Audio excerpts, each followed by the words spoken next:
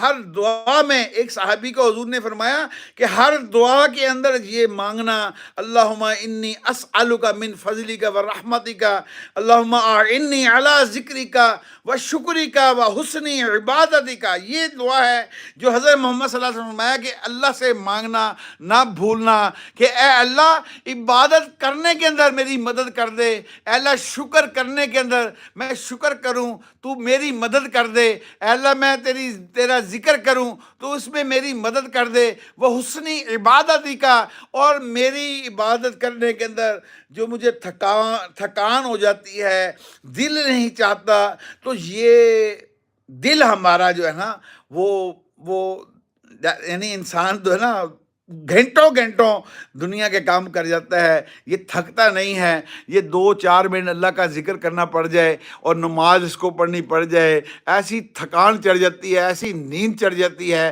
دیکھو بھئی شیطان ہے، پکی بات ہے، اللہ سے ہم سب مسلمانوں کی حفاظت فرمائے.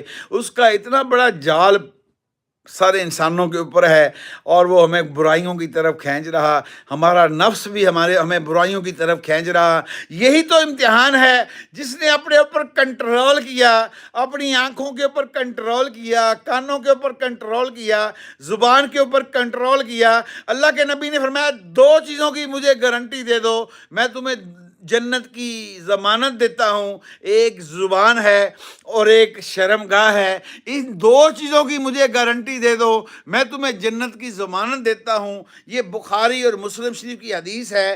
یہ کنٹرول کرنا بڑا مشکل ہے بھئی. یہ اللہ کا خوف جس کو ہوگا، اللہ کا ڈر جس کو ہوگا، جس کو پتہ ہوگا کہ جہنم کی آگ ہے جہاں میں نے رب کے سامنے پیش ہونا ہے، اپنا حساب دینا ہوگا، اور وہ ایسا حساب نہیں ہوگا جیسے کوئی انسان بھول جاتا ہے نا، یہ تو بات پوچھنا ہی بھول گیا میں.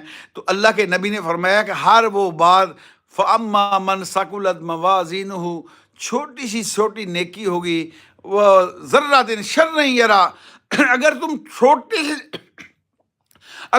ذرۃ شرًا یرا، اگر تم ذرے کے برابر بھی شر لے کر اللہ کے سامنے جاؤ گے، پیش ہوگے، وہ اپنی کتاب میں لکھا ہوا پاؤ گے، اور اب اللہ کے سامنے تمہیں وہ پیش ہو کر بتانا پڑے گا فلاں کو گالی دی تھی، فلاں کی غیبت کی تھی، فلاں کی چغلی کی تھی. یہ تو مسلمانوں کے لیے ہے، اور حساب کتاب جو ہے نا مسلمانوں کے لیے ہے. یہ بھی یاد رکھیے گا.